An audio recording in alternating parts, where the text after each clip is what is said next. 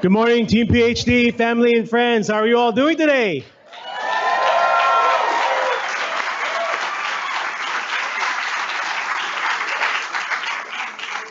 All right, I hope you're all in the same room because today is the change of command ceremony for Naval Surface Warfare Center, Port Hueneme Division.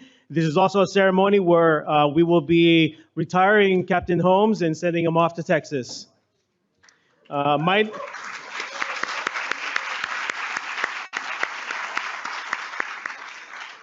name is Raul Bustamante. I'm the Master of Ceremonies for today's festivities.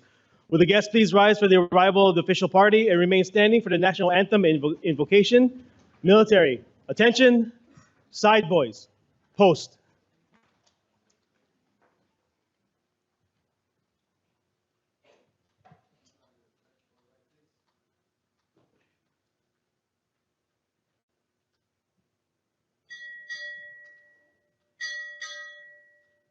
Captain, United States Navy, arriving.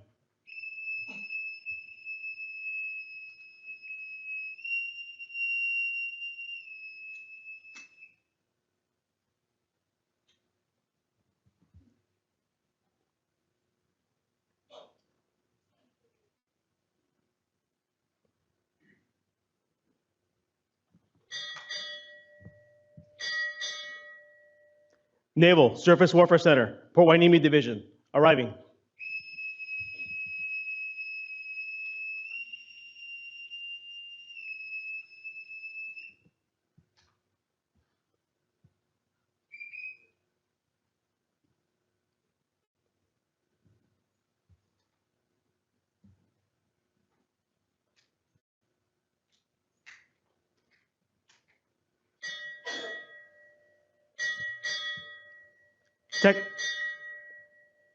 Technical Director, Naval Surface Warfare Center, Port Hueneme Division, arriving.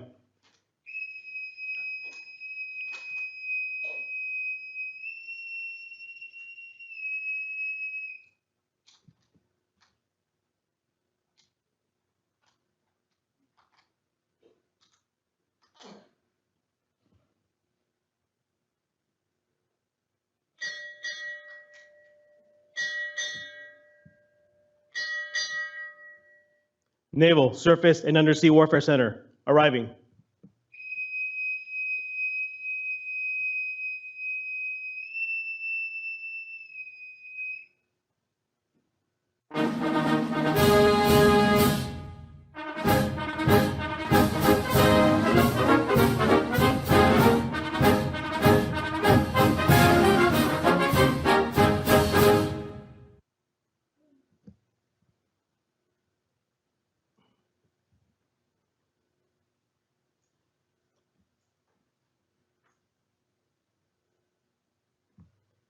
Ladies and gentlemen, Ms. Tyree Skolnick will now sing our national anthem.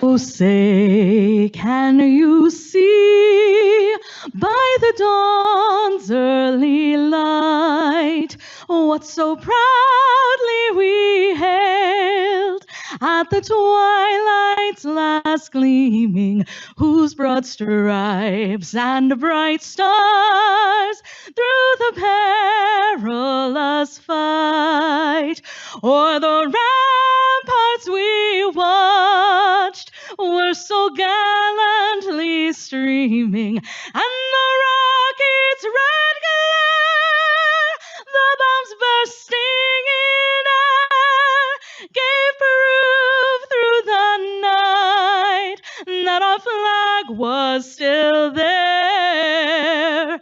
Oh, say does that star-spangled banner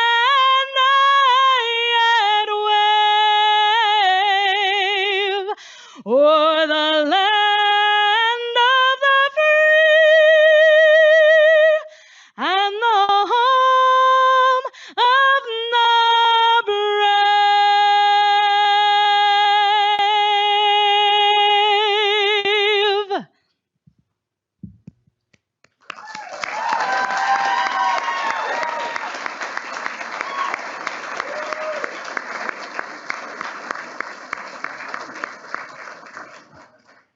Lieutenant Commander Frana will now offer the invocation. I invite you to join me in prayer. God, our maker and protector, you create to trust and call us to good work and play. Thank you for your trust to place Captain Tony Holmes as commanding officer of Naval Surface Warfare Center, Port Hueneme Division. Thank you especially for the many people who are Team PhD.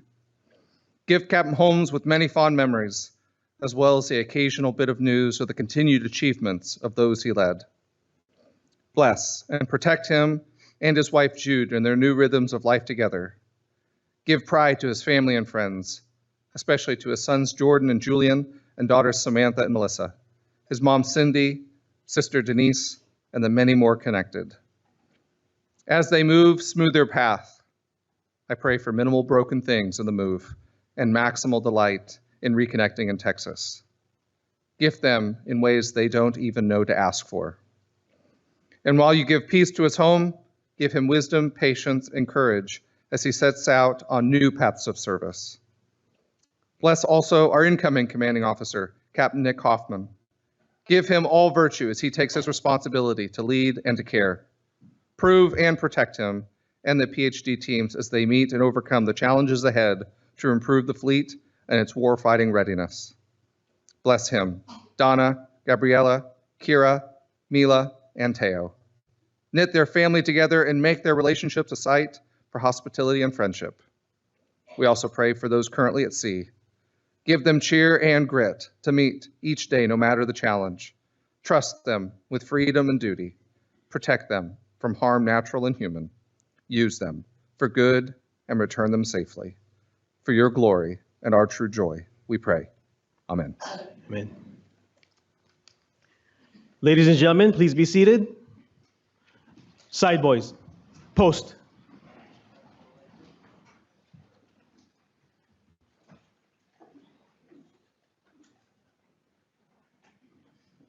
Ladies and gentlemen, it is my pleasure to introduce our technical director, Mr. Jeffrey Coe, for a few words. All righty. All righty. Hey, welcome everybody. It's really great to see everybody. This is going to be a great day, right? It's really good to see everybody's family, especially Tony's family, Miss Friday. You'll hear it today. Your son is a great naval officer, right? And people love him here. And I'm sure he's told you that already. Like, no, Mom, really, right? They really like me there, right? So, hey, before I introduce our guest speaker, I just wanted to say a couple things.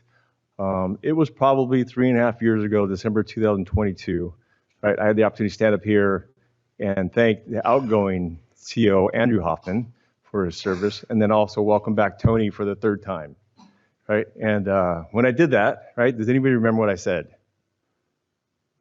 Right? Tony remembers. I said, welcome Jude, welcome Tony back to the family. Everybody else, brace yourself, right? And boy, was I right? I'd worked, this is the third time Tony's been back to Port Hueneme. I've worked with him the last couple of times, actually worked for him in L Department, which was an experience in itself. But I just knew, right, we were going to be in for a ride. And I'll tell you, for me, very special relationship. It was a great time.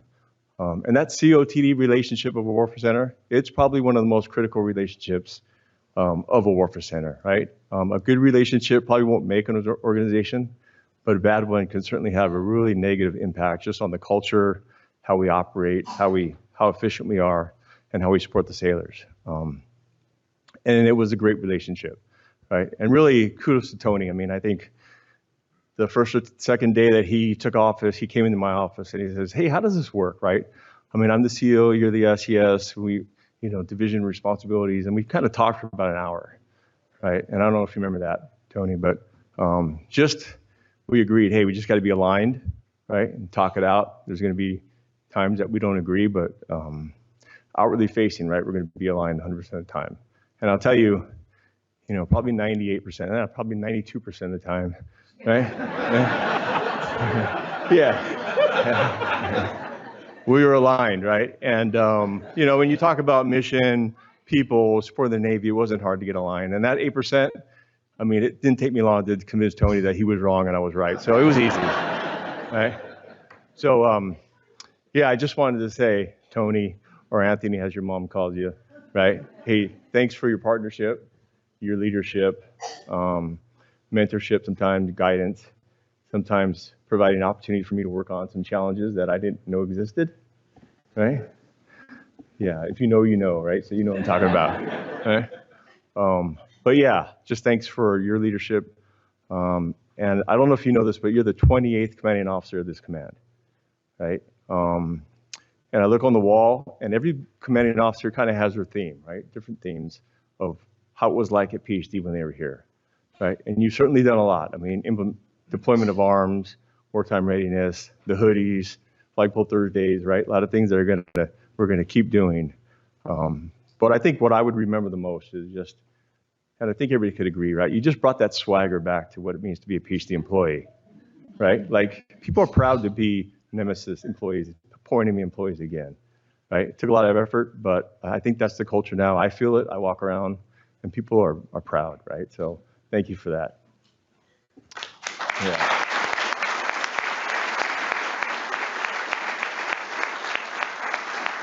And then Captain Nick Hoffman, welcome to the family. Beautiful family here. It's great to see them and meet with them. Really looking forward to working with you, getting to know you more. And it's really work with these great Americans on the command just to do two things, right? Support the fleet and support each other. So that's kind of what we do. So I'm really looking forward to that. So welcome. All right.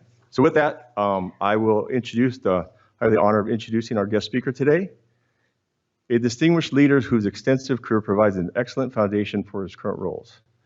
Rear Admiral Peter Small served the U.S. Navy as a commander of its surface and undersea warfare centers, as a chief engineer and Naval Sea Systems Command deputy commander for Naval Systems Engineering.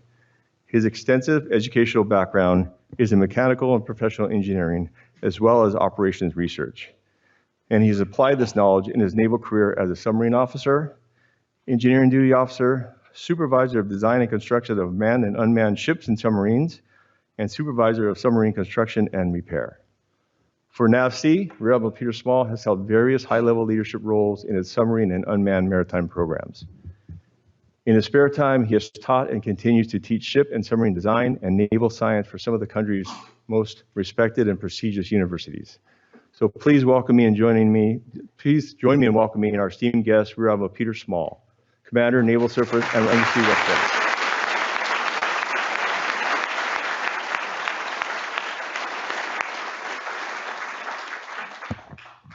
Okay, thank you everyone, and thanks Jeff for that introduction. That last bit about still teaching and all that kind of stuff rings true, because I put a high-risk plan of travel in place for this event. And just yesterday I was at MIT with that submarine design course, which is something I get to do every year, and it's fantastic. But I flew here on a late flight yesterday, leaving Logan Airport in the midst of the wildfire smoke that is enveloping the East Coast and all of that kind of stuff. But I'm glad to say that the travel worked out fine and I'm here. So now it's easy for me to say, like, we can't screw this up anymore, because I'm here and you guys are here. And as far as I know, most of the family members made it through the gate. I don't know if there's any left out there waiting, but thanks. And no, I say that before I get started with the formal talk and the rest of the formalities, because this truly is a great day. And what I want to remind everyone who's here is that this is a joyous occasion, and despite the formality that you'll see here as we go through this, this is absolutely about these two gentlemen and their families, and it should be joyous and fun. And if there's something on your list that you want to do, like, today is the day to ask them. So I'll leave, and so I can avoid any knowledge of whatever that is, and these guys can take care of those requests. Okay. All right. See, that guy's embracing the fun part. That stuff like that is allowed. Bobbleheads and fat heads and everything. Okay. All right. Good morning, everyone. To our distinguished guests, community partners, friends, and the extraordinary team of sailors and civilians, professionals at the Naval Surface Warfare Center, Port Hueneme Division, thank you for joining us today. It is an honor to be here with you on this joyous occasion.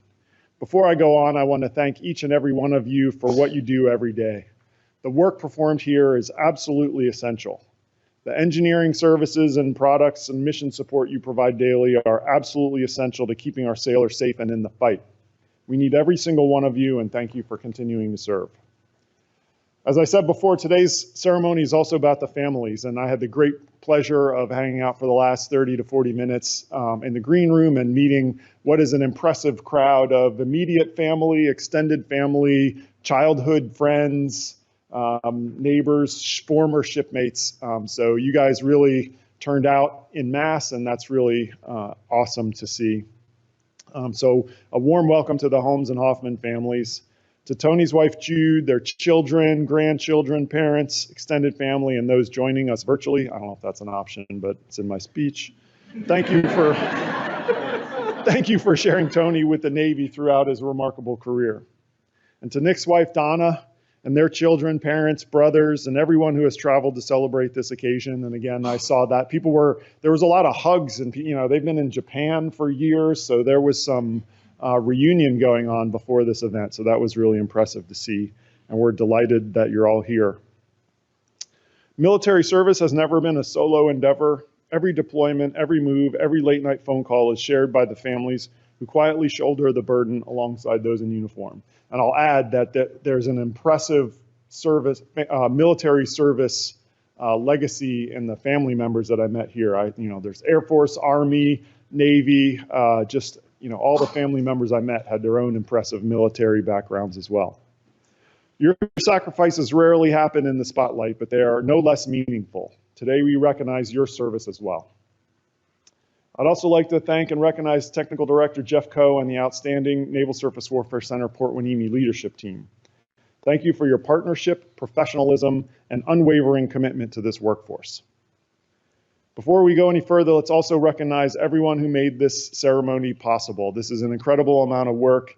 It's already really impressive, but to the color guard, the side boys, the protocol officers, security, public affairs, facilities, that amazing national anthem rendition we heard by Ms. Skolnick and the chaplain Fran and the many other volunteers, outstanding job. Please join me in thanking them with a round of applause.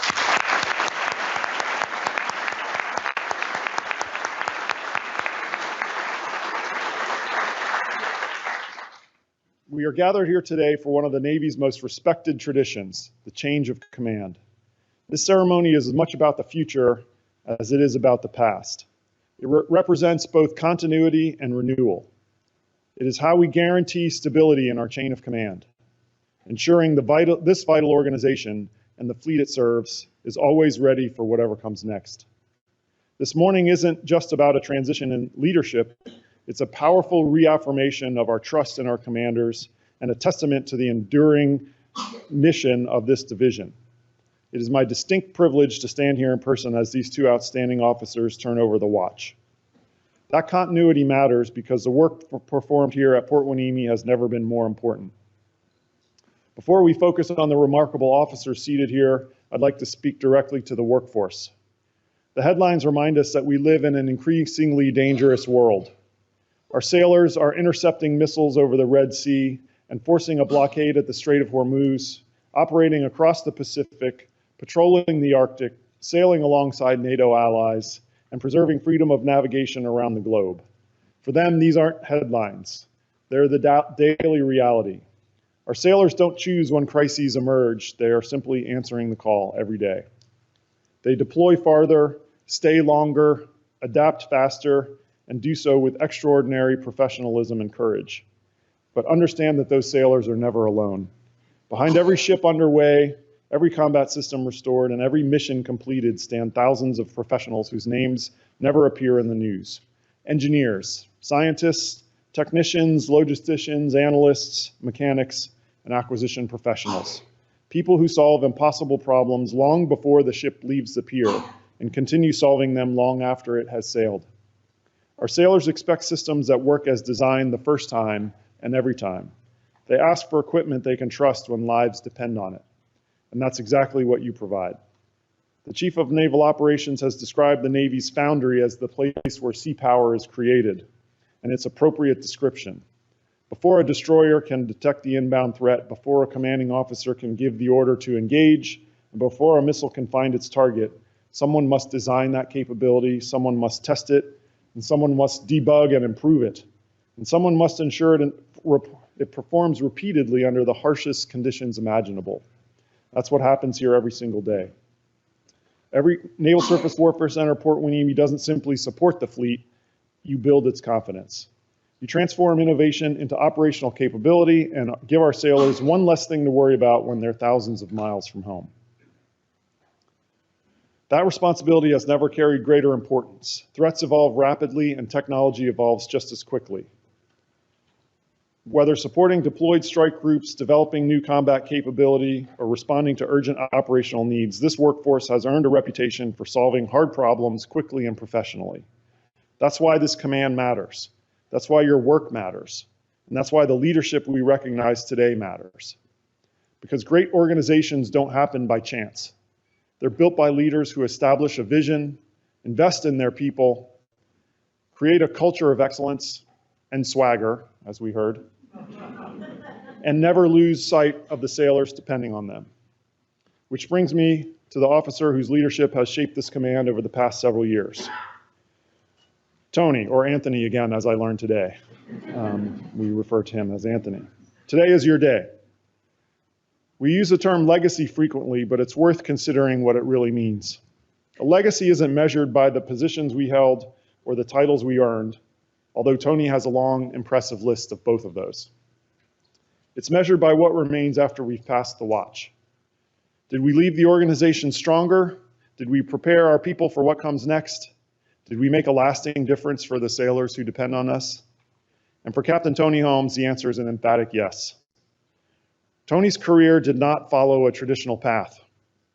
He enlisted in the Navy in 1988 and rose through the enlisted ranks as a nuclear machinist mate, ultimately achieving the rank of Chief Petty Officer, serving on 2 aircraft carriers, Enterprise and Stennis, and teaching at the Naval Nuclear Power Training Unit and teaching over 700 students, already leaving a legacy in the first iteration of Tony Holmes. The second iteration, he remade himself into a surface warfare officer, earning a degree and a SWO pin, and served on the Robert G. Bradley FFG 49, prior to remaking himself a second time into an engineering duty officer. His list of commands and jobs as an engineering duty officer is like a long list of delivering capability. From serving as the ship superintendent, delivering new amphibious transport dock ships, USS New York at Supervisor of Shipbuilding Gulf Coast, to an individual augmentee deployment to Iraq to deliver swift patrol boats to the Iraqi Navy. As we heard, again, multiple tours here, previous tours at Naval Surface Warfare Center Port Hueneme, and also the Aegis Ballistic Missile Defense Program at Division Dahlgren in Virginia. And finally, a long legacy of command prior to this one, serving as officer in charge of the White Sands Detachment in New Mexico, and later as the commanding officer of the Combat Systems Center in Wallops Island, Virginia. That journey gave him something you can't teach. He understands this Navy from the deck plates to the command suite. He's been the young sailor learning his trade. He's been the probably pretty cranky Chief Petty Officer, developing future leaders, and the commanding officer responsible for several of the Navy's most technically sophisticated organizations. Those experiences shaped both the leader he became and the vision he brought to Port Hueneme. When Tony assumed command, he challenged this organization to think differently. And as we heard, Jeff Coe was ready for that and told everyone to brace themselves. Not simply as an engineering organization, but as a warfighting organization. His vision was simple. Every laboratory tour, every engineering review, every innovation, every decision taken should answer one question. How does this help the sailor standing the watch tonight? That became the lens through which this command viewed its mission. It wasn't enough to produce excellent engineering. It had to produce operational advantage. It wasn't enough to solve tomorrow's problems. It had to be ready for today's fight. That mindset transformed this command. One of Tony's defining priorities was ensuring Port Hueneme itself was ready to respond as though the nation were already at war. And in fact, that came through and paid off. It was about creating a culture driven by urgency and a common understanding of everyone's role in supporting the fleet. The question was no longer what if, but became, are we ready? That shift in thinking may prove to be one of Tony's most enduring contributions. His leadership also accelerated innovations that fundamentally changed how the fleet receives technical support. A good example of this is the Augmented Reality Maintenance System, or ARMS. Tony recognized that if sailors could connect instantly with experts ashore, instead of waiting days for technical assistance, ships could restore critical combat capability dramatically faster. Under his leadership, that vision became a fielded operational capability. And we continue to see the fruits of that benefit every day. The system moved rapidly from promising technology. I see nods out there. You guys are like, we did all the work. He gets all the credit, right? We'll give him a little credit. The system moved rapidly from promising technology to fleet-wide use because it solved real problems for sailors serving far from home. That's leadership. Recognizing opportunity, removing obstacles, and delivering capability when the fleet needs it the most. That same sense of urgency was evident during combat operations in the Red Sea. As American warships faced persistent missile and drone attacks, there was no time for lengthy studies or perfect conditions. The fleet needed answers, and Port Hueneme delivered. Under Tony's leadership, the team restored critical combat capability aboard deployed destroyers while accomplishing something never been done before, a first-of-kind virtual missile validation aboard a forward deployed warship during active combat operations. Not during an exercise, not in a laboratory, but during combat. That's the difference between supporting the fleet and standing shoulder to shoulder with the fleet. Whether fielding new combat capabilities, advancing breakthrough technologies, supporting ballistic missile defense, or accelerating modernization around the globe, the individual accomplishments are impressive. But together they tell one story. Tony built an organization that learned to move faster, collaborate better, solve harder problems, and keep its focus exactly where it belongs, on the fleet. As impressive as those accomplishments are, they're not the reason that this room is filled today with all of you all. People don't gather simply to celebrate successful programs. They gather to celebrate leaders who make a lasting difference in the lives of others. Technical excellence earns respect. Character earns loyalty, and Tony earned both. He understood that organizations perform at their best when people know when they are valued, not simply for what they produce, but for who they are. You saw that every day. Sometimes it was during an all-hands call. Sometimes it was walking through the workspaces. Sometimes it was listening more than talking. And sometimes it was showing up dressed as a superhero.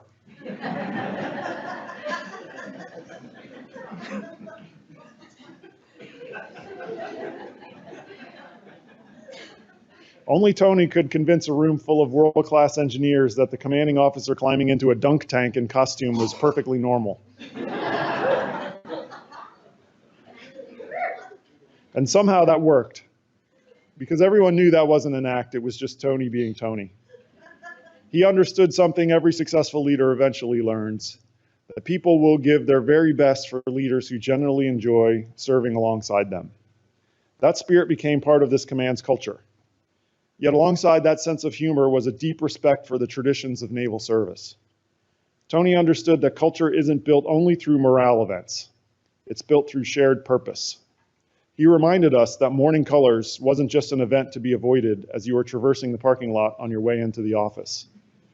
It was an opportunity to pause and honor those who came before us, to remember the nation we serve, and to think about the sailors standing watch around the globe at that very moment. Even here, thousands of miles from the nearest deployment, he never allowed this command to forget whom it served. That balance between innovation and tradition, between mission and people, may prove to be Tony's greatest legacy. To Jude, the children, grandchildren, and entire Holmes family, thank you for sharing him with all of us. You've shared the long hours, the moves, the uncertainty, the celebrations, and the countless moments when the Navy's needs came before your own. No Navy career is accomplished alone. Families stand the watch, and today we honor yours. Tony, you came to Port Hueneme with a vision. You challenged this command to think differently, to move faster, prepare harder, and never lose sight of the sailors you support. Because of your leadership, the command is stronger, more agile, and better prepared for whatever tomorrow brings. More importantly, you leave behind a command that believes it can accomplish extraordinary things because you challenged them to do exactly that. As you and Jude begin your next chapter in Texas, I wanted to say on behalf of a grateful Navy, thank you for your extraordinary service. Congratulations on a remarkable career. Fair winds and following seas, and we have the watch.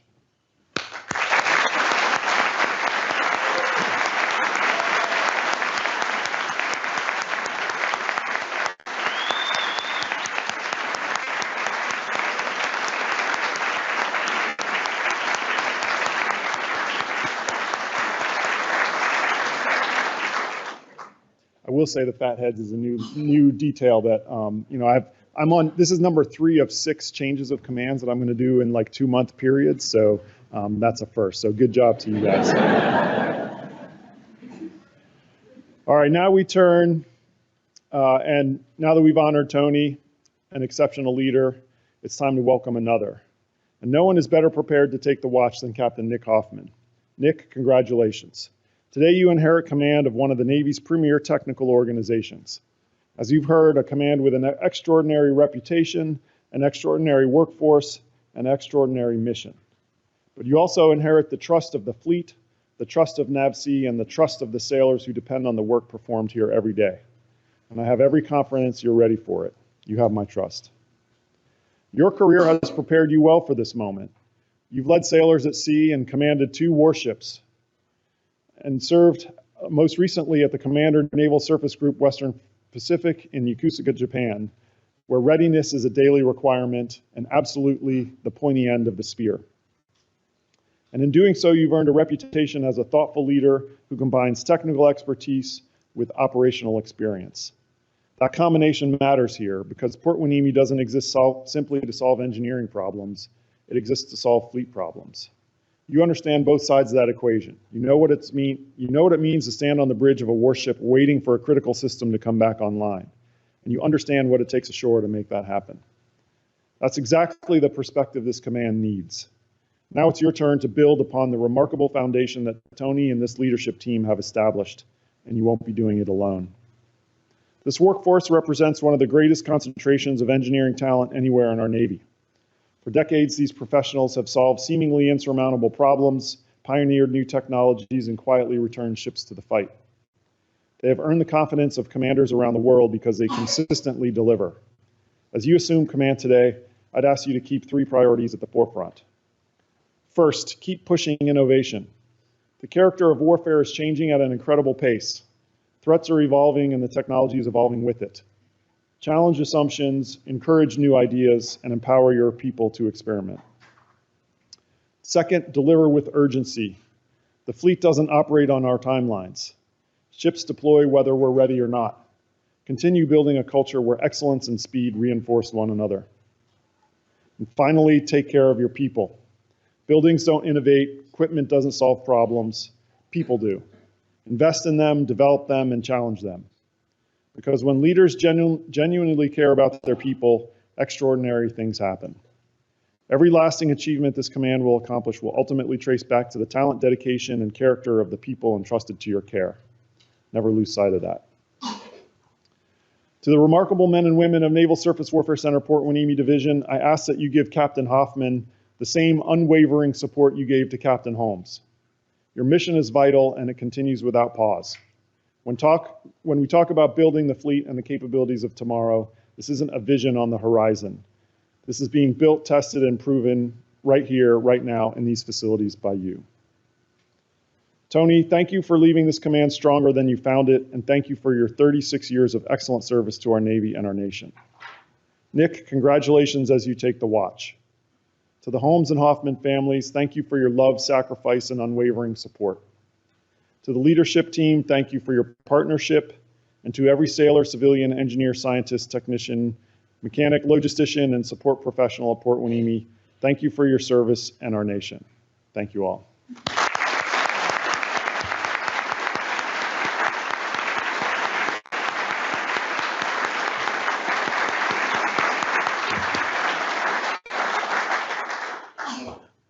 I now invite Captain Holmes to please join the Admiral in the center stage, please. Rear Admiral Small will now present Captain Holmes' End of Two Award. Guests, please rise. Military Attention to Award.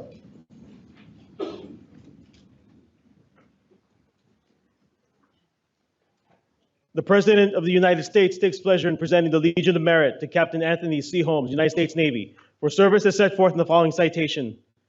For exceptionally meritorious conduct in the performance of outstanding service as Commanding Officer, Naval Surface Warfare Center, Port Wayne Navy Division from December 2022 to July 2026.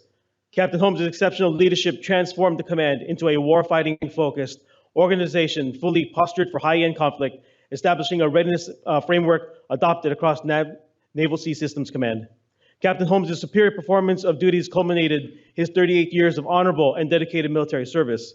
By his dynamic direction, distinctive contributions, and unwavering dedication to duty, Captain Holmes has reflected great credit upon himself and upheld the highest traditions of United States naval service. For the President, signed J.P. Downey, Vice Admiral, United States Navy.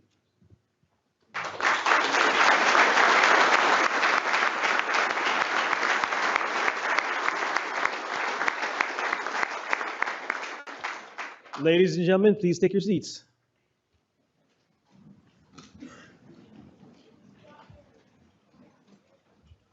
I now welcome to the podium Captain Tony Holmes, United States Navy, Commanding Officer, Naval Surface Warfare Center, Port Wayne Navy Division.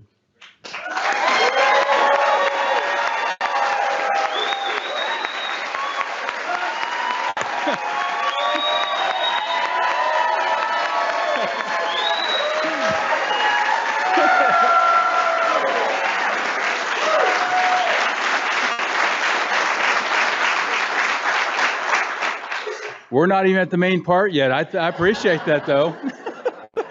I was just going to read my orders real quick. Yeah, what I'm going to do here real quick is I'm just going to read my orders, and then the main remarks are going to be after that or at some point in the future. And then I'm going to ask you to give me a level 15 on a scale of 1 to 10. But you hold that right now. But thank you. But hold that. But I will now read my orders from ComNav PersCom Millington, Tennessee, to Captain Anthony C. Holmes, United States Navy. Bupper's Order 3295. Your request to be transferred to the retired list was approved by the Secretary of the Navy effective 1 September 2026. When directed by reporting senior, detached in July 2026 from Naval Surface Warfare Center, Port Wayne Navy Division, Port Wayne Navy, California. Proceed to home of selection. Regard relieved of all active duty, effective at 2400 on date of detachment. Ladies and gentlemen, Captain Nicholas Hoffman, United States Navy.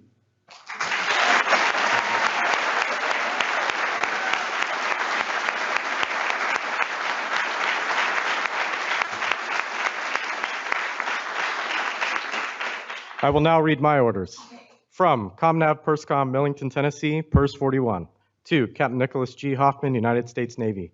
Subject, Bupper's Order 3425. When directed by reporting senior, detach in May 2026 from Commander, Naval Surface Group Western Pacific, Yokosuka, Japan.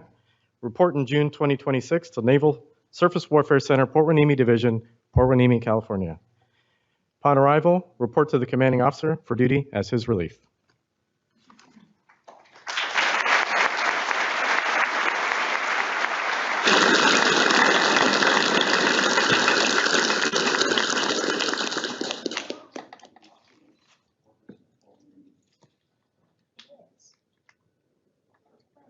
Responsibilities as commanding officer, Naval Surface Warfare Center, Port Wayne Navy.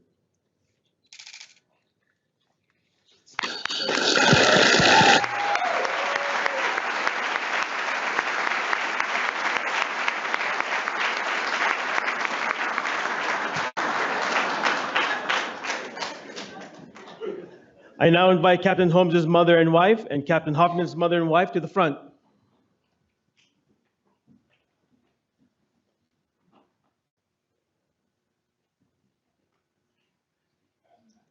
Ladies and gentlemen, we now witness the symbolic passing of leadership as the command ashore pin is respectfully removed from Captain Holmes, signifying the successful completion of his watch. It is now proudly placed upon Captain Hoffman, representing his official assumption of absolute authority, responsibility, and care for this command.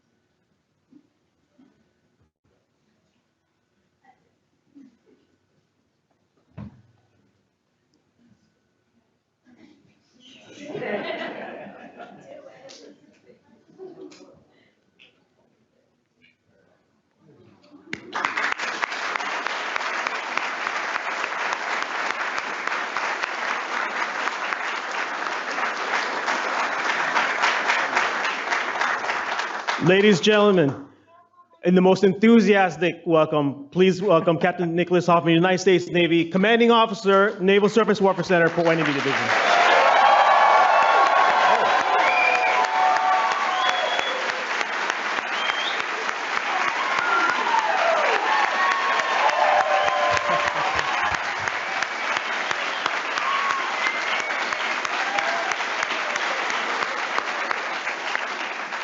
All right, thank you. Thank you very much for that warm welcome. Admiral Small, distinguished guests, community and civilian leaders, fellow commanding officers, family, friends, and most importantly, the phenomenal military and civilian professionals of Naval Surface Warfare Center, Port Hueneme Division. Good morning and welcome. I'm incredibly humbled today to be standing before you as this great organization's new commanding officer. Admiral Small, sir, thank you for the kind words. And for the special trust you've given me to lead your best and most fleet-critical warfare center. I will not let you down, sir. I also want to acknowledge some of our special guests in attendance, some of our distinguished PhD alumni, including former COs, retired Captains Huber and Acevedo,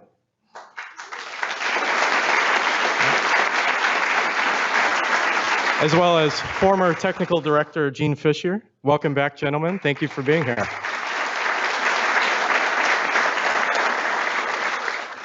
And I also want to give special recognition to our Change of Command team, who's done a fabulous job putting this event together. It just takes so much, as the Admiral said, and this has been a great event, with a special shout out to PhD's own Tyree Skolnick for that incredible rendition of the national anthem.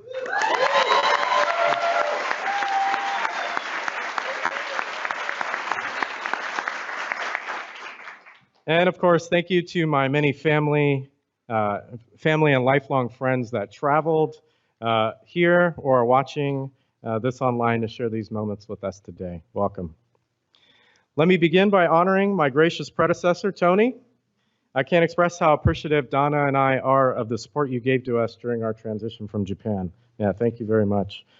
Today we celebrate just not a successful tour, but a monumental career. Retiring after 38 years of dedicated service to our Navy and our nation is an incredible milestone that very few achieve. You have led this command with distinction, leaving behind a legacy of excellence and a command that is undeniably ready to support the fight. I am deeply humbled to follow in your footsteps, and I know I have big shoes to fill.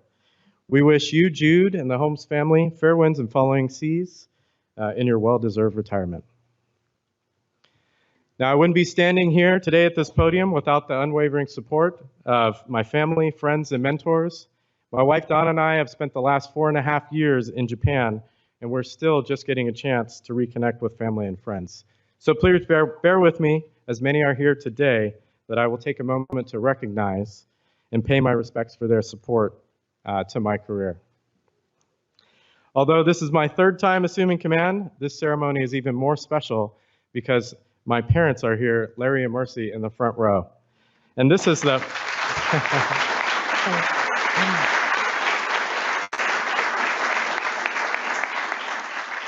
This is the first time they're actually getting to see this in person. So welcome, Mom and Dad.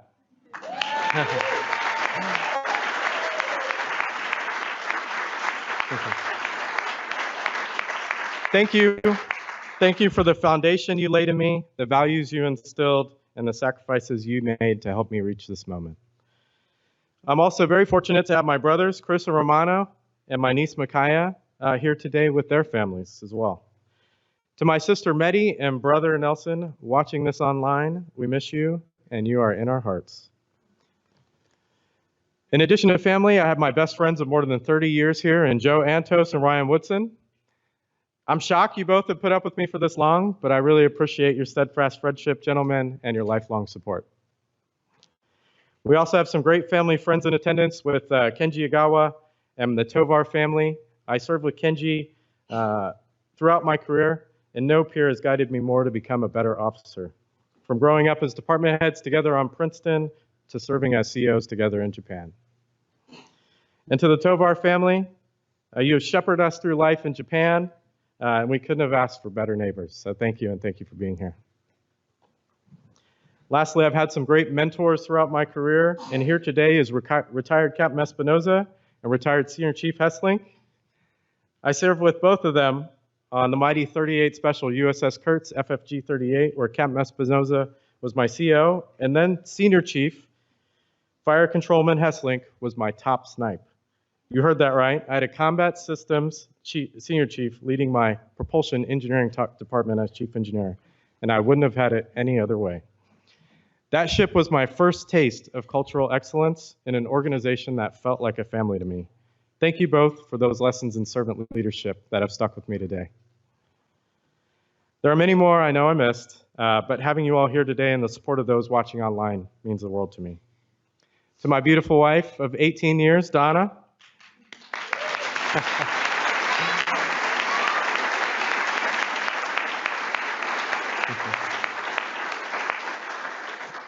You are my anchor through every deployment, every late night, and every PCS move, including this painful one that we just went through.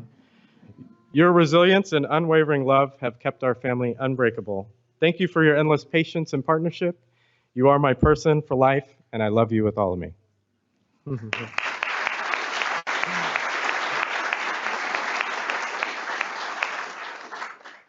And to my incredible children, Gabriella, Kira, Mila, and Teo, you have traveled across the world throughout my career, constantly adapting to new schools, new homes, new friends.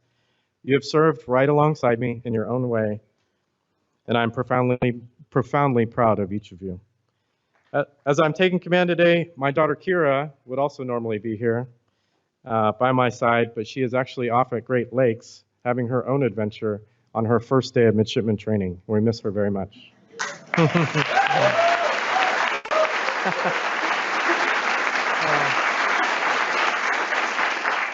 Now to my PhD professionals, TD Jeff, thank you for the incredibly warm welcome. Leading this world-class organization with you is an absolute privilege. The seamless integration of our military and civilian leadership is the bedrock of Team PhD success. I look forward to working with you to execute our strategic vision, support our workforce, and deliver unmatched capabilities to the fleet. To the men and women of PhD, I am beyond excited to join this great team. As I prepared for this role, I was struck by the sheer scale and impact of what you do every day to improve fleet readiness and prepare our nation and its warfighters for future combat. Our mission is 24/7 across the globe. You have consistently proven this command is the Navy's foremost source for fleet readiness. Together, we will embrace emerging technologies, modernize our fleet, and grow our cadre of world-class experts to drive lethal, effective, and reliable combat capabilities into our surface fleet. We will be the Navy's premier organization providing innovative and technical solutions that enable wartime dominance, ensuring our sailors have the overwhelming advantage in any conflict. I am ready to get to work. I promise to give you the absolute best, to advocate for you, and to empower you as we tackle the work that lies ahead. Thank you for your dedication to the mission, to the fleet, and to the United States Navy. All right, I've talked enough. I really appreciate your attention, and now we can turn this back to the MC to celebrate the real man of the hour, Captain Tony Holmes, and his unwavering service to this command and to the Navy for the last 38 years. Thank you.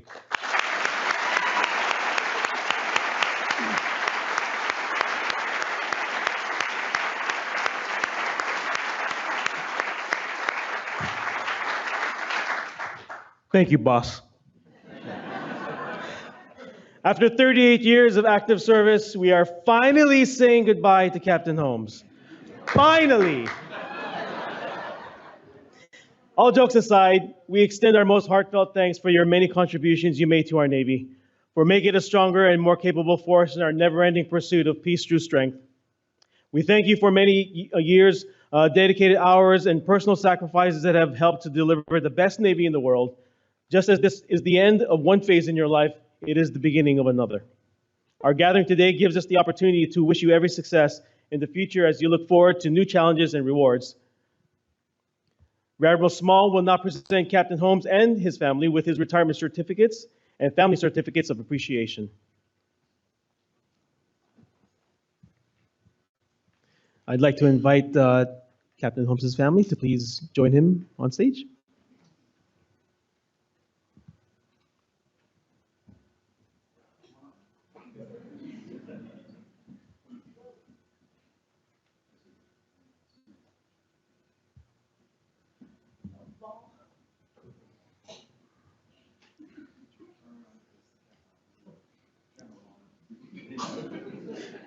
To all who shall see these presents, greeting. This is to certify that Captain Anthony C. Holmes, having served faithfully and honorably, was retired from the United States Navy on the 17th day of July, 2026.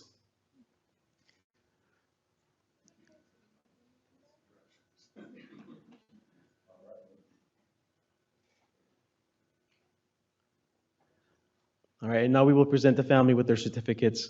By the authority vested in me, it is my pleasure to express the grateful appreciation of the United States Navy to you for enduring the frequent and long separation from your son, husband, brother, and father, Tony, as he served his country.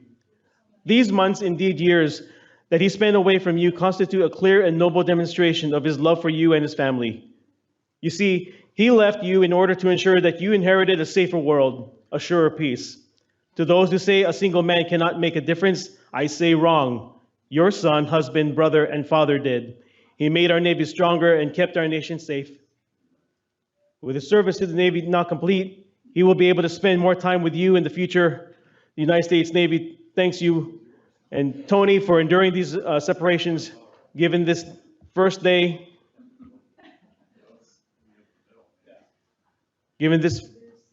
of July 2026.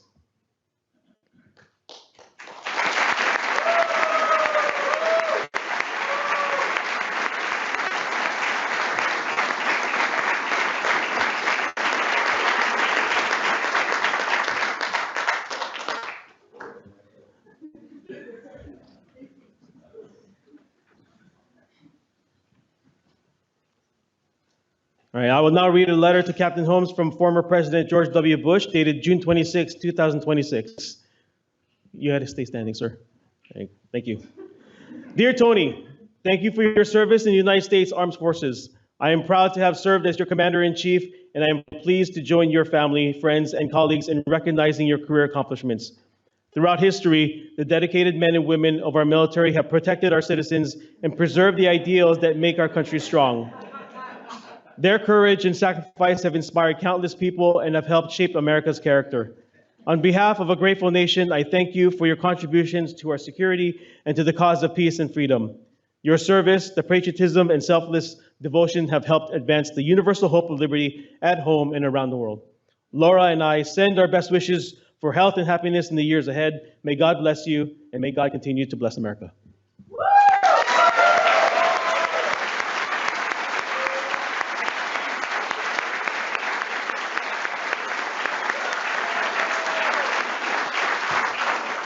Rear Admiral Small will now present Captain Holmes with a departing gift from Naval Surface and Undersea Warfare Centers.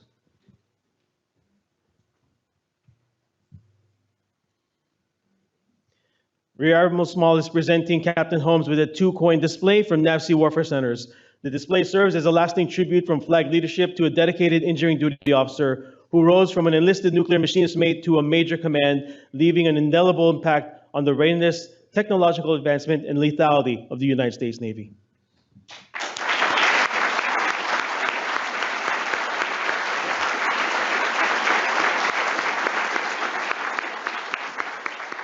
Master Chief Ryan Patricio will now present Captain Holmes with the departing gift from the Chief's Mess.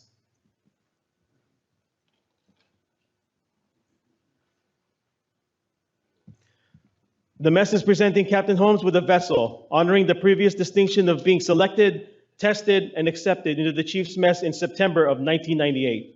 In the rich heritage of the Navy Chief Petty Officer, the Chief's vessel represents the very core of naval leadership. Just as the ship is a vessel built to withstand the harshest seas, a chief is the anchor built to guide and protect their crew through any storm. Inside this vessel lies the collective spirit of the mess, a reflection of the mentorship, the sacrifice, and the unyielding standard of excellence you have upheld. May it always remind you of the sailors you have trained, the legacy you leave behind, and that you will always and forever have a home in the Navy Chief Petty Officer Mess.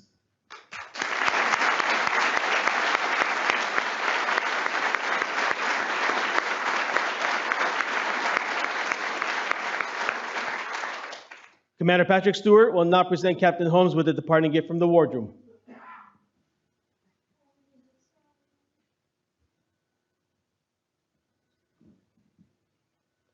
The wardroom is presenting Captain Holmes with a shadow box, a time-honored Navy tradition originating in the days of sail.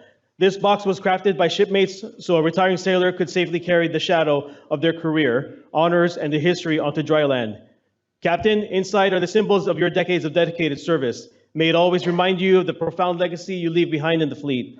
They are also representing Captain Holmes with a metal ranch sign that reads, "The Homestead, established 2026 to be hung at his future Texas ranch."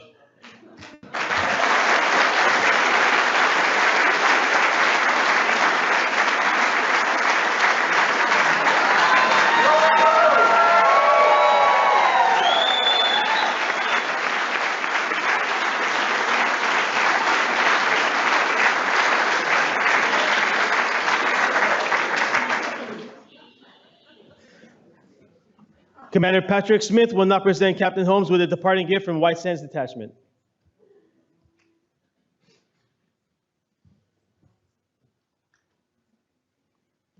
White Sands Detachment is presenting Captain Holmes with a Standard Missile Control Surface Assembly in honor of his time as Officer in Charge and Commanding Officer.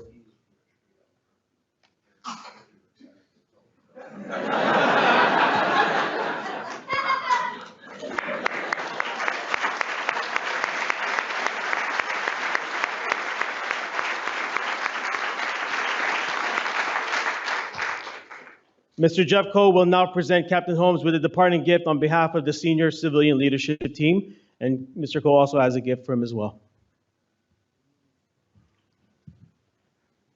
The civilian leadership team is presenting Captain Holmes with his own personalized vinyl record and jacket. You have to open it, sir.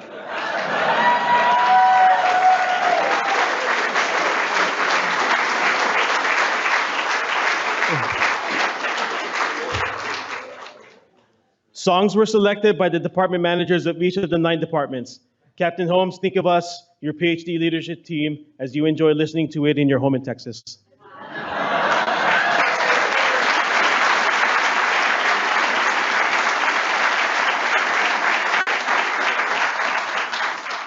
Yeah, also, I wanted to give a special gift to Tony. I mean, I got you 2 gifts, but I'm going to give you one. The other one, I can give you at a more appropriate time, right? But I was thinking, like, he has had a great career in the Navy, 38 plus years. We've talked a lot about his deployments, his experiences, the people he's talked to. I mean, you know, like enlisted, right? Senior chief rank, OIC at White Sands, commanding officer at Wallops, but certainly being the commanding officer at Point Whitney has got to be the pinnacle of your career, right? You've worked with some great individuals. A lot of them are in this room. I've heard a lot of stories about Vice Admiral Galinas, Vice Admiral Cano. So what I wanted to do is give you a gift that just reminds you of the best time of your life in the Navy and the most important person in your life at the time of the best time of your life in the Navy.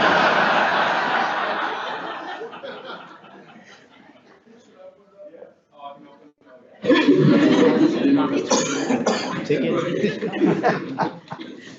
I know, right? So.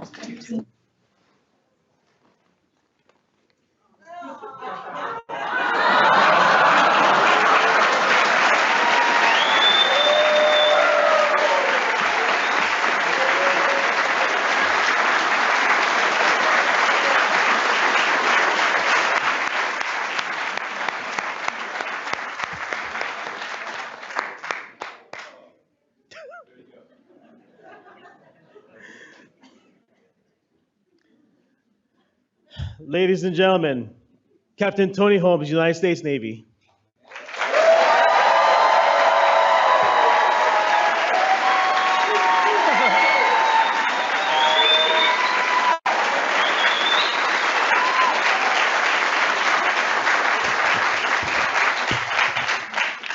You know, that last gift right there, you ever feel like you had a compliment, but then it kind of felt like an insult at the same time? Like, what? I'm not really sure how to take that. Thank you. Okay, Team PhD, I heard a little bit out there, but for one last time, level 15, how are we doing today?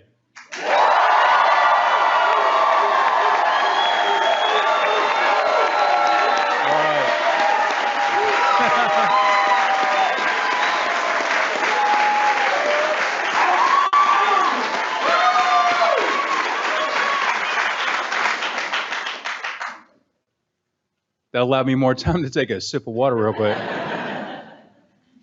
Hey, what a day, and what an incredible day, and thank you all for being here today, friends and family, and I am privileged to, for the last time, stand in front of you in this capacity. I have a lot of remarks, and I'll make them fairly brief, but I have something that's a little bit unconventional, as you can imagine, shocker, right? But I do want to recognize the number of people who took their time to be here today, and I have a few round of thank yous. So Admiral Small, thank you for being here. Thank you for traveling out here. It means a lot what you said. Thank you for the kind words and for what you said to the workforce and our families. Captain Hoffman, you, Donna, your family, your close friends, people that you've served with, neighbors with, all those things. There's a lot of reconnection that's happening, and Jude and I are so happy for y'all to be here. So thank you for being here as well. You know, look over here. I see a number of suspects, and I'm just going to sort of rattle them off down as I see them. So Dr. Peter Adair from Panama City. I see Ray Acevedo, his wife Jen, Steve Huber, Jesse. Hello, I know he's helping out there quite a bit. But I see Joe Orvik, Joe Bergon, Mike Iena Marlin, and then let's see, I'll go ahead and Alicia and Tyree. Tyree, thank you. Can I get a round of applause for Tyree here real quick?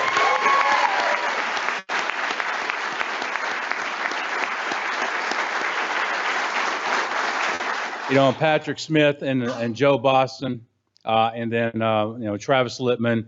And as I see all the senior officers over there, I'm just kind of wondering, like, how's the work getting done? And I'll just sort of leave that hanging out there like a hanging Chad. But everyone, there are a lot of people who went into this and making all this happen. And thank you from the planners to the executors to the military, even those who came from other commands to be here and do this. Thank you so much. I know it's not easy. It's like herding cats.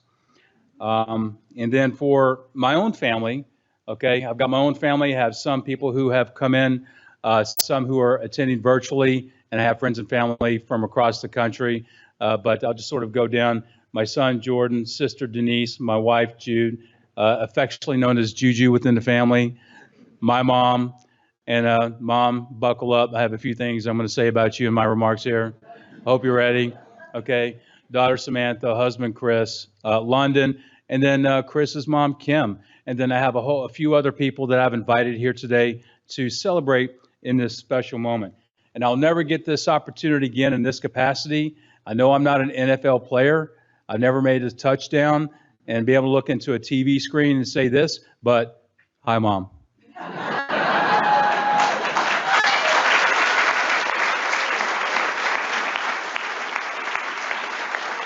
And just so you know, Mom, I put out an email a couple of weeks ago, and I had the crew here kind of study because I figured you'd be asking a lot of questions about did I behave, did I work well with others, right? So I didn't know what was going to happen, but they're a big fan of you, and I think they've just sort of got rid of me. But they love you, Mom, and I'm just so glad you're able to come out here because I know it's been a minute. And then I've got other family from outside to the other country. So I have a lot of emotions right now, and probably the biggest emotion right now I feel is gratitude. And there are a number of things I would like to cover. I'm hoping to not take too long. but the unconventional piece of what I'm about to do is it'd be really good for my family. I'm about to go through some things, and for the benefit of my own loved ones, my own family, I think it would be good. I have a number of people that I'm going to say names and recognize along the way, and it's just going to be how I have listened to others, been mentored by others as I've navigated my own career, and it's just an acknowledgement and paying respects and homage to those who helped me to be here where I am today. So, to the group here, and I think most of you know, what's the one thing I hate more than email? PowerPoint. Okay? How do you think I'm going to deliver this to you? PowerPoint. No, yeah, PowerPoint. You are welcome. Okay. So we're going to get through this. It shouldn't take too long. Buckle up. I think those are the words that Mr. Coe meant years ago. Buckle up. So if we can go to the first slide. Okay. 1988. Big year for me. And to get an idea of the time frame we're talking about, let me share a few things from that time. Ronald Reagan was our president. George H.W. Bush was our vice president. Frank Carlucci was our Secretary of Defense. Admiral Carlisle Trost was the Chief of Naval Operations. And for those who may be interested, and I know there are a few in the audience, Admiral Kenneth McKee was the director of the Naval Nuclear Propulsion Program, the successor to Admiral Hyman G. Rickover. The United States was still in the Cold War with the Soviet Union, though tensions were easing. And some may remember the movie, The Hunt for Red October, that would be released a couple of years later. In the movies, Good Morning Vietnam, starring Robin Williams, and Moonstruck, starring Cher, dominated the theaters.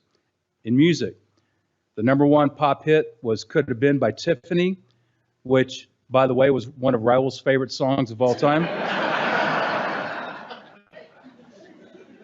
I never forget Raul. Okay. And with other hits by the Bangles, INXS, Pet Shop Boys, Foreigner, Bruce Springsteen, and Prince in the top 10 as well. And I know many of you have either listened to them or you're lying about it. And for me, that's where it all started in the Navy, in Orlando, Florida. And many people don't even know or remember that there used to be a base in Orlando, Florida. And that's where I went to recruit training. This picture here was actually, and this is probably the most recognized photo, Mom. So this is one of the favorite stories that my mom likes to tell, but apparently I've been telling it too. And a few of you have heard this story, so here you go. So I just graduated boot camp, did the passing review, and then showing my mom and my stepdad, Bill, at the time, who had come out, and I'm showing them around. Well, we just happened to be just outside the barracks, and Mom, being Mom, wanted to try to get me to salute so she could take a picture. Now, you would think that just joined the Navy, I've been through boot camp training, I've learned a lot, I'm professional, I'm in the Navy. You would think, oh yeah, I'll go ahead and do that. No, I reverted right back to teenage punk and started giving it back to Mom. Like, no, I'm not doing that. You got to be kidding me. Well, there just happened to be at the moment a chief petty officer who happened to be walking by. Happened to be a chief, and he was staffed because he was wearing the red rope, kind of saw what was going on. You know, he says, excuse me, ma'am, is there a problem here? There's my mom. Oh, it's my son. I'm so proud of him. He graduated boot camp. I'm just trying to get a picture of him, and he won't salute for me. Chief's like, it's all right, ma'am, I got this. Sailor, tin hut, ding. Hand salute, ding. And that picture, that's that moment in time right there. And that smirk, which, you know, that's sort of like my trademark smile anyway, right? That look right there is like, okay, Mom, you got me. You won. But that would be the beginning of my career. And if you can go to the next slide. Well played, Mom. Well played. Okay.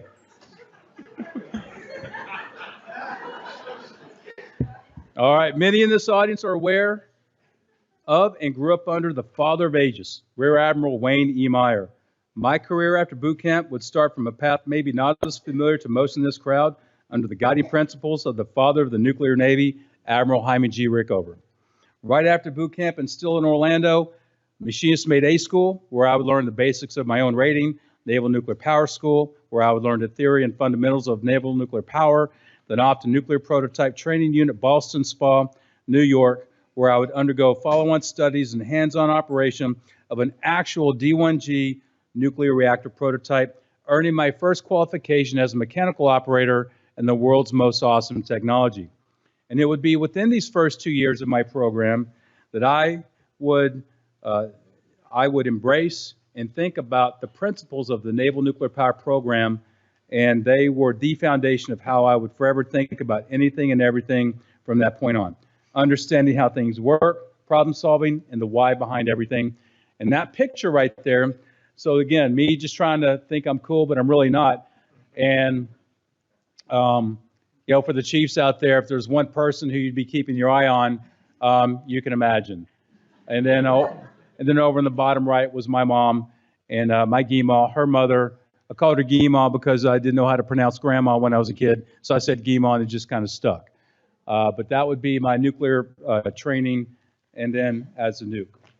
And so at the end of my nuclear training, I would go to the surface force. I chose nuclear aircraft carriers. Go ahead and go to the next slide. And I was on USS Enterprise and then on to the John C. Stennis, where I would commission that ship in 1995. Interestingly, right now, the John C. Stennis is going through its 25-year refueling complex overhaul right now. And it's just amazing how much time has gone by because I remember the commissioning just like yesterday. Nuclear power in any form, within the Navy or even commercial, can be unforgiving if mistakes are made.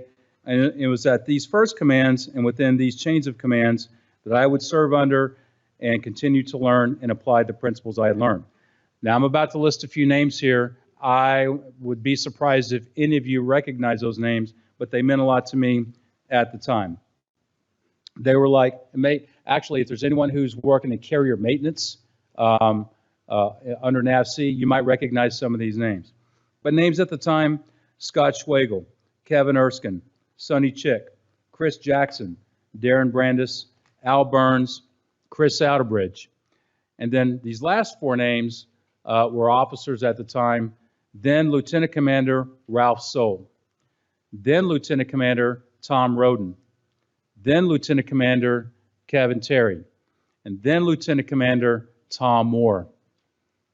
And some of you may recognize that name, Tom Moore, or Tom Roden, and many more. So the picture's up here. I remember being at shift work and getting a plaque from the senior chief who happened to be on the shift, and I got this plaque, and it was an MM2 Tony Holmes Can Do Award. Yeah, and basically what they had stamped on it was it's not that much exposure. So apparently I was the guy who, anytime there's a high radiation exercise or an opportunity to get into anti-contamination clothing, I was that guy to sort of raise my hand. But I learned a lot. Let's go ahead and go to the next slide. Next tour of duty would briefly take me back to Orlando for instructor duty. And in a nutshell, my job would be to teach baby nukes to be nukes. And it would become one of the most fulfilling tours in my career. And there were others who I was lucky enough to serve with. And their names were Danaher, Cleveland, Ziegler, Bandy, O'Leary, Pritchard. And for a few brief moments, and this is one of the most amazing moments in my career, mentoring by the first Master Chief Petty Officer of the Navy, long retired at that time, Delbert D. Black, during Chief's initiation season back in 1998. And what an honor it would be to be in the presence and speak to Mick upon one, even if it was after just a few minutes after washing his car. It is one of the most impactful moments in my own naval career and the most coveted charge in my own charge book. And for the chiefs past and present, you know how impactful a moment like that can be in your life, and it is a moment I will never forget. One of my biggest goals, though, however, was to attain my formal education. And I was lucky enough that through the Navy, through its offerings, through the opportunities, I was able to get my 4-year degree. And that's where I achieved a crossroads in my career. What should I do? Well, I decided to get a commission. Go ahead and go to the next slide. Some of you may be stuck on back from the past. Cher was in a movie? Yes, she was. We're up here now. Ended up going to Officer Candidate School, Surface Warfare Officer School, became a SWO, and Naval Postgraduate School, all those things. Motivated. Motivation can come in a number of forms, and I had exactly that in Officer Candidate School, and I learned a lot. Let's go to the next slide. So my first tour as an engineer duty officer would take me to Soup Ship Gulf Coast to be part of nuclear shipbuilding. It was located in Pascagoula, although I was actually stationed in Avondale, which was really New Orleans, and it was challenging due to the post-Katrina environment that was in. I would be there to be lucky enough to serve with 3 classes of ships, but there are other names out there that some of you may be familiar with. Names like Mike Taylor, Chris Mercer, Scott Searles, Cedric McNeil, Quentin King, Brian Metcalf, Jim Murphy, Joe Winnicky, Bob McGrath, who taught me at the time all things go through test, Beth Dexter, Bill Galinas, Art Divins, and Kevin McCoy. And then one person out there who was a retired Navy captain who was working for the shipbuilder, John G.R. Wilson. And that guy was a legend. And there are a lot of stories that go around him. And I appreciated everyone who took the time to talk to me along the way. Now, in the slideshow up here, I'll just refer you to the bottom picture in the middle. So that's right around Mardi Gras and Valentine's Day. And I'm not going to say any names, but that guy was in and around LPD program for a while and the National Security Cutter program. And I'll just leave it at that. Okay, let's go ahead and go to the next slide. Okay, so this was a huge pivot in my career.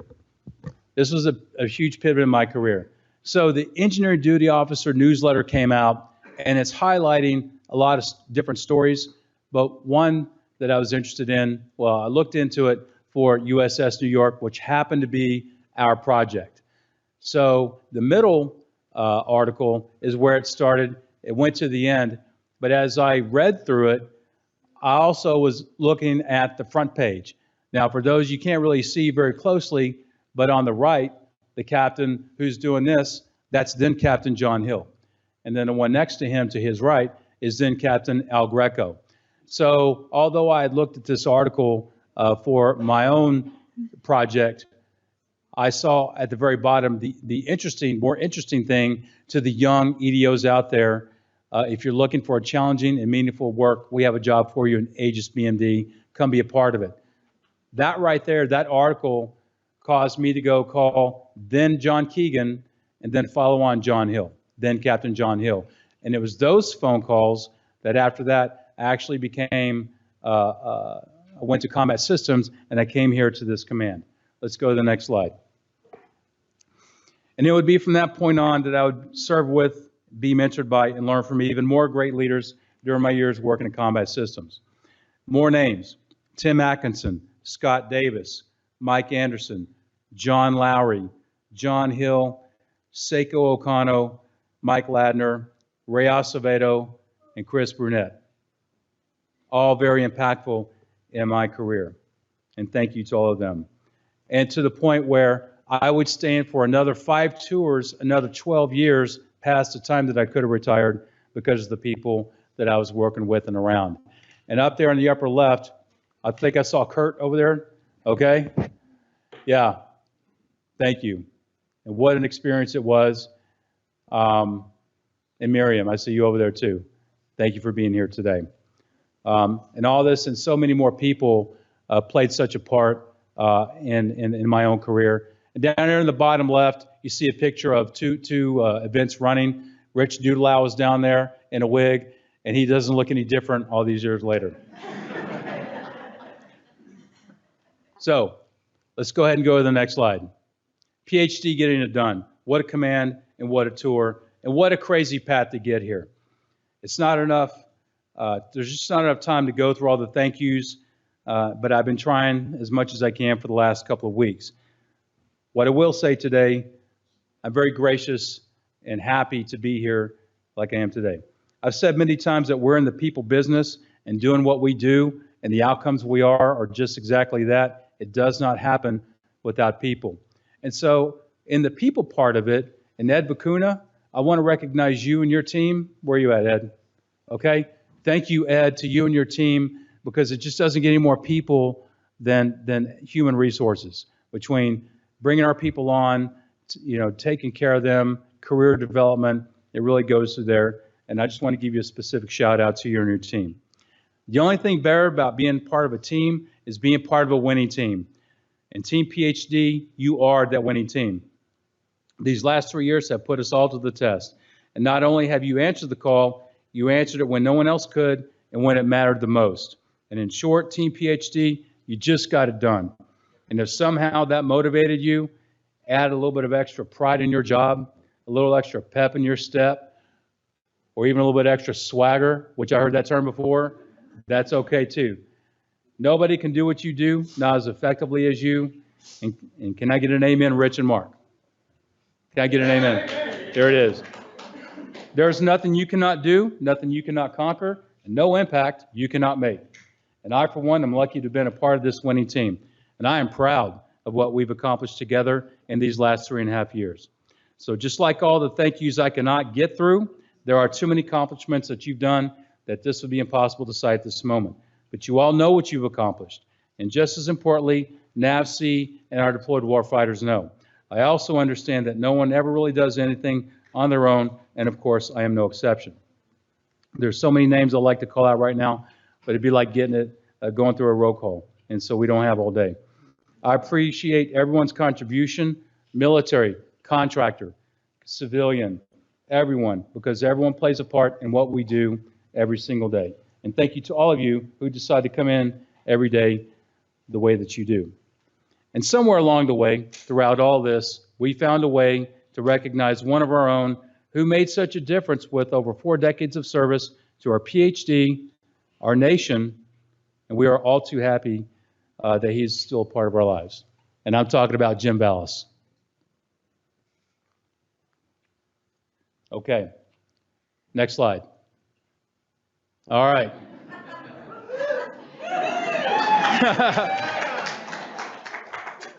So, a lot of celebration of a lot of people here at the command, but then you think about what the brains and the nerve center of the operation is the front office. And it's kind of a little bit of a motley crew here, and I just wanted to say between Raul, you, and Sue, and Cheryl, and Cindy, help keeping Jeff and me aligned. I think it's worked out pretty well, and it's been a pretty good, fun ride. Okay, next slide. Okay.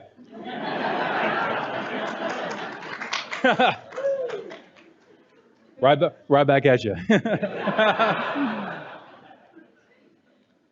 And that picture good side too. All right, Jeff, it's been one kind of a ride, and you and me co-leading together this team, this workforce, all the things we've done, I can't thank you enough. Now, I know there are times where, go ahead and go to the next slide.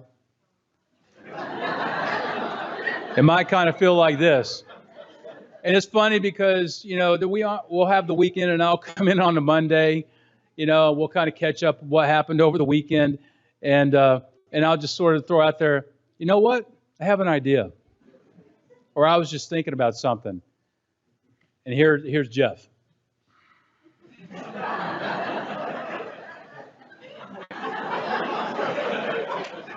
Or he'll pull the Mike Ladner.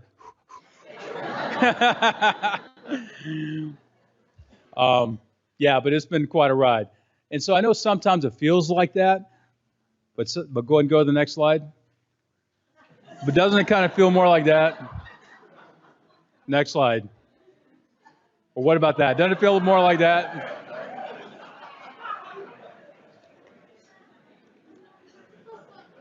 Don't act like you don't like that. Okay. You can laugh out loud. It's okay. Okay, next slide. All right. We're about to get done here. So, all right. So as my time here comes to a close, I feel good that Team PhD understands better why we do what we do, understands better why each of our contributions matter, is better motivated and ready to respond to the call when our warfighters need us most. Rich and Mark, can I get an amen? Amen. Has even more pride in service to our great nation, reconnected, took care of our own, and figured out how to have some fun along the way, got the job done, and when possible, have fun doing it. Mission executed, Team PhD. Well done. Very well done. Go to the next slide.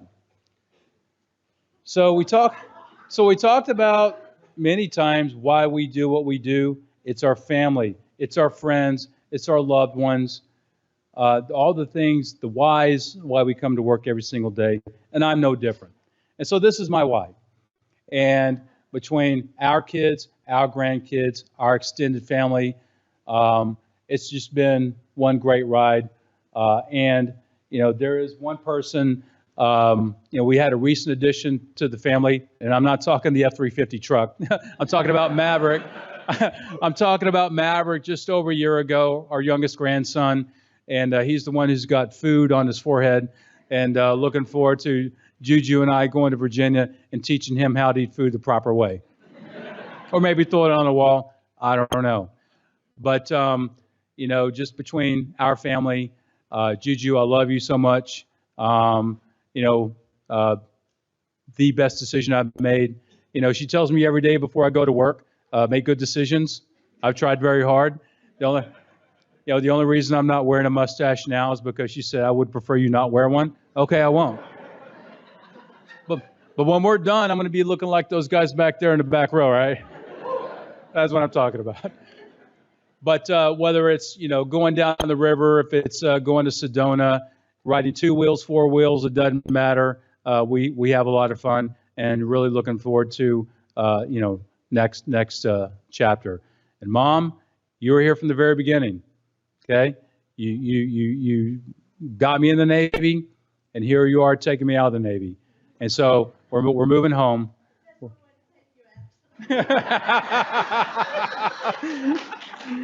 Yeah, as Ozzy Osbourne would say, "Mama, I'm coming home."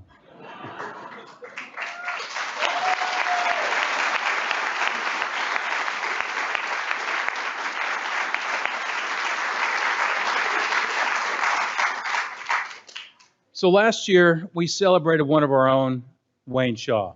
Where's Wayne? Okay.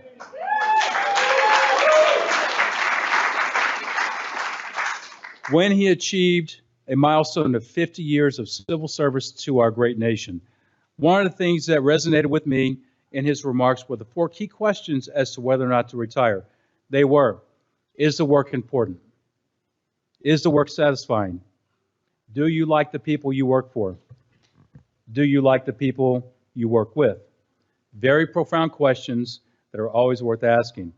And although I can say yes to every single one of those questions, there were other considerations that steered me to making the decision it was time to retire from the Navy. And you just know when it's time to move on.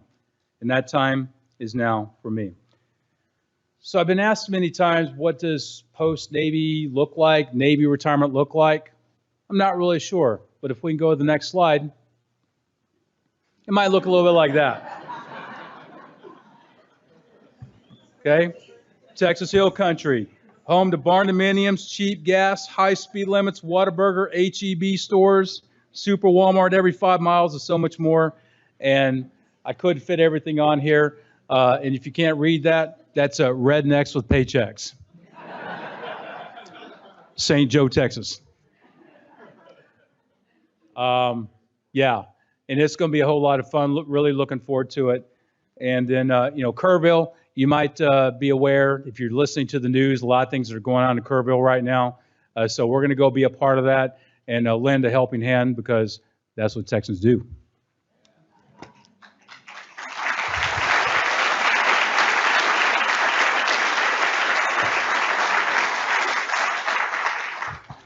So, after 38 years, my work in the Navy's done. My work here is done. And it's been a heck of a ride, and it's been a privilege to serve. And I've gotten to close out this chapter of my career in life with the command I love and the people I love serving with, and quite frankly, it doesn't get any better than that. And just between us, I'm actually a little surprised I made it this far. So it's time to go do something else, somewhere else, with the people I love at a different speed, and see what life throws at Tony Holmes. Or does Tony Holmes get thrown at life? Not really sure. We will see. So to Team PhD, it's been great. Thanks for everything. It's been a great tour and a great career. Take care of the warfighters, yourselves and your loved ones, and each other. Good luck and thank you.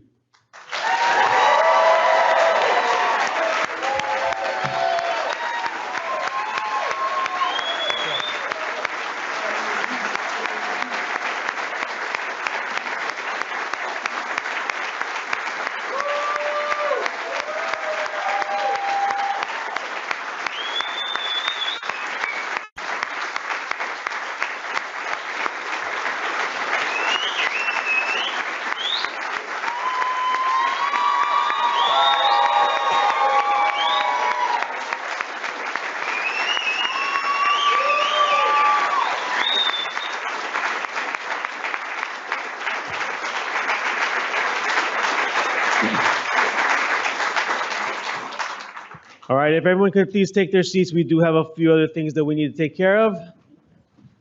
Commander Patrick Smith will now recite Old Glory. The members that will be standing before you represent every rank that Captain Holmes has held, E3 to E7 and 01 to 06. Old Glory detail, post.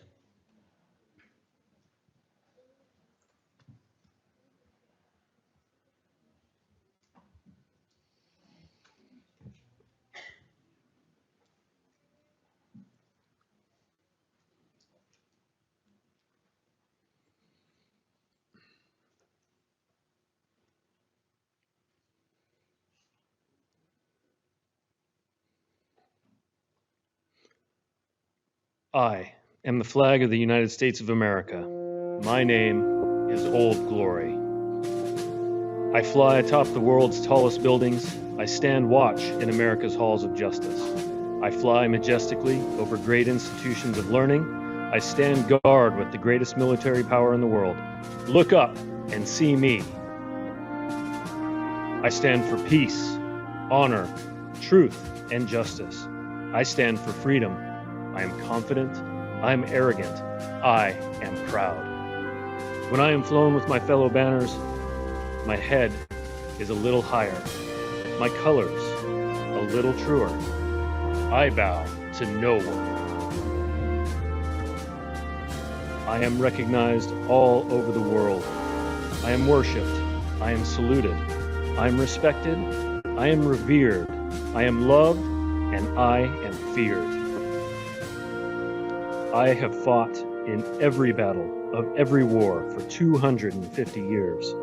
Gettysburg, Shiloh, Appomattox, San Juan Hill, the trenches of France, the Argonne Forest, Anzio, Rome, the beaches of Normandy, Guam, Okinawa, Tarawa, Korea, Vietnam, the Persian Gulf, Iraq, Afghanistan, and scores of places long forgotten by all except those who were there with me. I was there. I led my sailors and Marines. I followed them. I watched over them. They loved me. I was on a small hill on Iwo Jima. I was dirty, battle-worn and tired. But my sailors and Marines cheered me, and I was proud. I was at Ground Zero in New York City on September 11th as cowardly fanatics attacked America. I was raised from the ashes of once proud buildings by brave firefighters, heroes who risked their lives to save others, showing all that America, although bloodied, would never be beaten. Those who would destroy me cannot win, for I am the symbol of freedom, of one nation under God, indivisible, with liberty and justice for all. I have been soiled, burned, torn, and trampled on the streets of my own country, and when it is by those whom I have served with in battle, it hurts. But I shall overcome, for I am strong. I have slipped the surly bonds of earth, and from my vantage point on the moon, I stand watch over the uncharted new frontiers of space.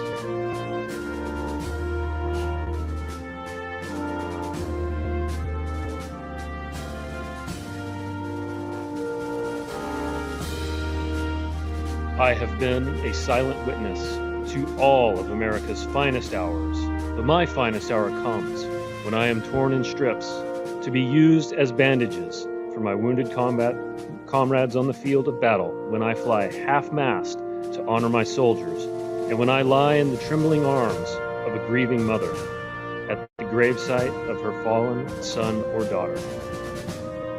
I am proud.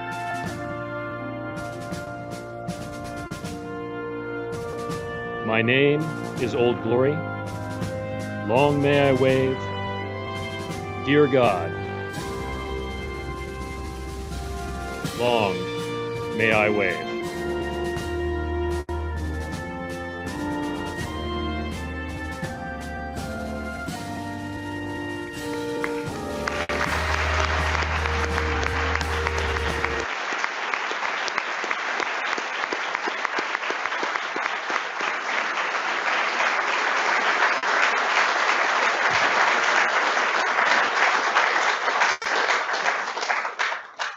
Guests, please rise for the benediction and remain standing for the conclusion of the ceremony and departure of our retired shipmate and official party.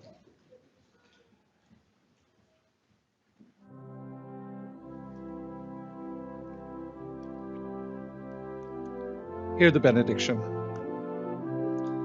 While you may find the weather fiercer as you journey forth, particularly in that Texan heat, may you also find refreshment, adventure, and joy. Bless you, Captain Holmes, and your family. Thank you for your leadership for 28 years. Bless you, Captain Hoffman, and the surface warfare and PhD community. May God bless all gathered here, today and every day. Go, enjoy in peace, in the name of God, to good work and play. Amen.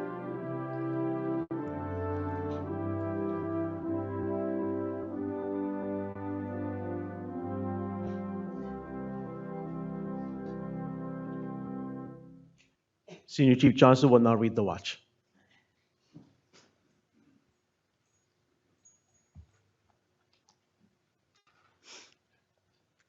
For 38 years, this sailor has stood the watch. While some of us were in our bunks at night, this sailor stood the watch. While some of us were in school learning our trade, this shipmate stood the watch. Yes, even before some of us were born into this world, this shipmate, this chief, this captain stood the watch. In those years when the storm clouds of war were seen brewing on the horizon of history, this shipmate stood the watch. Many times he would cast an eye ashore and see his family standing there, needing his guidance and help, needing that hand to hold during those hard times. But he still stood the watch. He stood the watch for 38 years. He stood the watch so that we, our families, and our fellow countrymen could sleep soundly in safety, each and every night, knowing that a sailor stood the watch. Today we are here to say, shipmate, chief, captain, the watch stands relieved, relieved by those you have trained, guided, and led.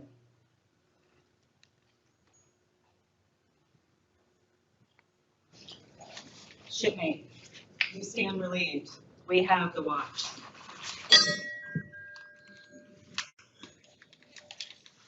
Bosun, stand by to pipe this side. Shipmate going ashore. In keeping with time-honored naval tradition, Captain Holmes will not be piped ashore. Military, Attention. Bosun, post the side, boys.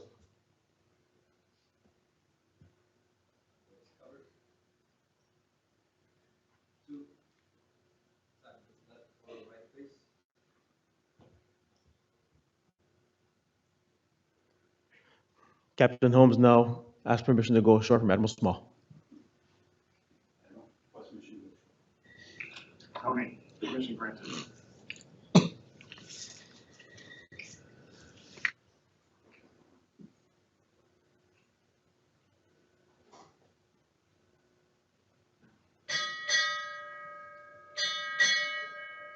Captain, United States Navy, retired, departing.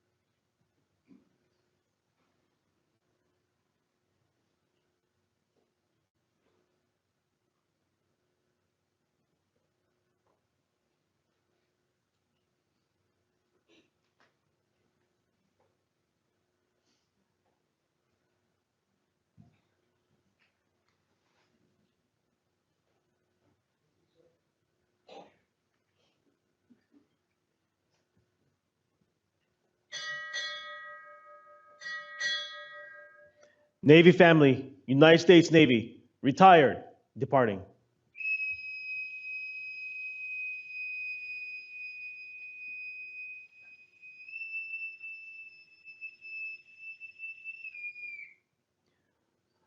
Please remain standing for departure of the official party.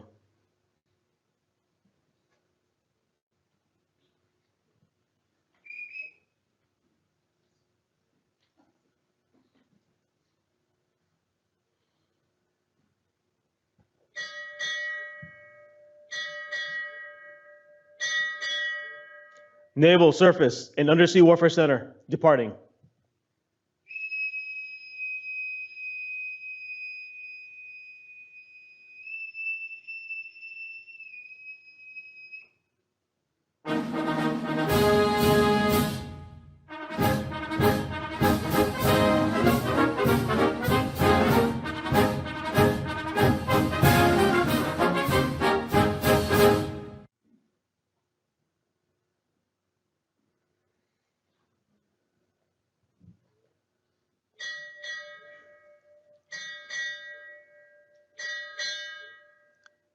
Technical Director, Naval Surface Warfare Center, Port Hueneme Division, departing.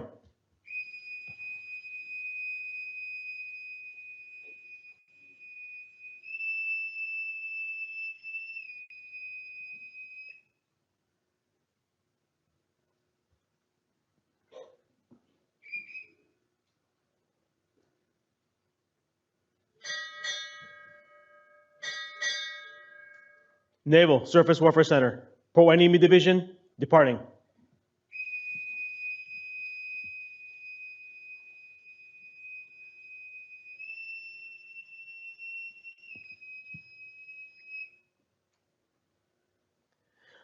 Ladies and gentlemen, this concludes our ceremony today. I do have one request that we just allow the families to process out, and then once they all head out, then we can all leave and join them in the lobby.